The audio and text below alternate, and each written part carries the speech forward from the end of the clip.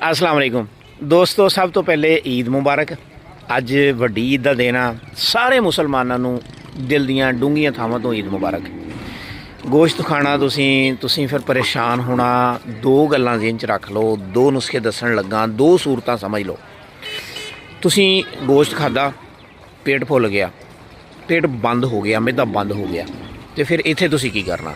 ਇੱਥੇ ਹੈਗੇ ਤੁਹਾਡੇ ਮਿਹਦੇ ਦੇ ਮਸਲਸ ਕਮਜ਼ੋਰ ਆ, ਹਰਾਰਤ ਅੰਗਰੇਜ਼ੀਆ ਪੂਰੀ ਨਹੀਂ ਸੀਗੀ। ਤੁਸੀਂ ਫਿਰ ਕੀ ਕਰੋਗੇ? ਤੁਸੀਂ ਅਜਵਾਇਣ ਦੇਸੀ ਅਤੇ ਮਿੱਠਾ ਸੋਡਾ, ਅਜਵਾਇਣ ਦੇਸੀ ਅਤੇ ਕਾਲਾ ਨਮਕ ਬਰਾਬਰ ਵਜ਼ਨ, ਇਹਨਾਂ ਨੂੰ ਗ੍ਰਾਇੰਡ ਕਰ ਲਓ। ਚਾਹੇ ਵਲਾਦ ਦਾ ਚਮਚ ਕੋਸੇ ਪਾਣੀ ਦੇ ਨਾਲ ਜਾਂ ਨਾਰਮਲ ਪਾਣੀ ਦੇ ਨਾਲ ਖਾਓਗੇ, 15 ਮਿੰਟ ਬਾਅਦ ਤੁਹਾਡਾ ਮਿਹਦਾ ਚੱਲਣ ਲੱਗ ਪਏਗਾ, ਹਜ਼ਮ ਹੋ ਜਾਏਗਾ।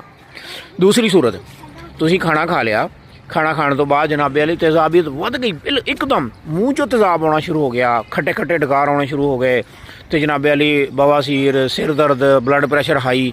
ਅਤੇ ਫਿਰ ਤੁਸੀਂ ਕੀ ਕਰਨਾ?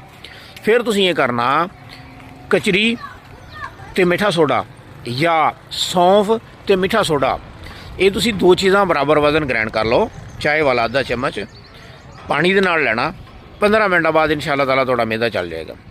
ਠੀਕ ਹੋ ਗਿਆ? ਅਤੇ ਇਹ ਵੀਡੀਓ ਨੂੰ ਸ਼ੇਅਰ ਕਰੋ ਯਾਰ। ਈਦ ਦਾ ਦਿਨ ਆ, ਮੈਂ ਇੱਦਾਂ ਦੀਆਂ ਗੱਲਾਂ ਹੀ ਦੱਸਦਾ, ਇਨਸ਼ਾ ਅੱਲਾਹ ਤਾਲਾ ਫਾਇਦਾ ਦੇਣਗੀਆਂ। ਚੈਨਲ ਨੂੰ ਸਬਸਕ੍ਰਾਈਬ ਕਰ ਲਓ ਯਾਰ। ਅੱਜ ਦੇ ਦਿਨ ਦੇ ਇਸ ਵੀਡੀਓ ਨੂੰ ਵਾਇਰਲ ਕਰ ਦਿਓ, ਤੁਹਾਡੀ ਮਿਹਰਬਾਨੀ। ਬਹੁਤ ਸਾਰੇ ਲੋਕਾਂ ਨੂੰ ਇਹਦੀ ਜ਼ਰੂਰਤ ਆ। ਅਤੇ ਅਕਾਊਂਟ ਨੂੰ ਸਬਸਕ੍ਰਾਈਬ ਕਰ ਲਓ, ਵੀਡੀਓ ਸ਼ੇਅਰ ਕਰੋ, ਕਮੈਂਟ ਕਰਕੇ ਦੱਸੋ ਤੁਸੀਂ ਮੈਨੂੰ ਕਿੱਥੋਂ ਦੇਖ ਰਹੇ ਹੋ। ਅਤੇ ਇਨਸ਼ਾ ਅੱਲਾਹ ਤਾਲਾ ਫਿਰ ਮਿਲਾਂਗੇ। ਅੱਲਾਹ ਹਾਫਿਜ਼।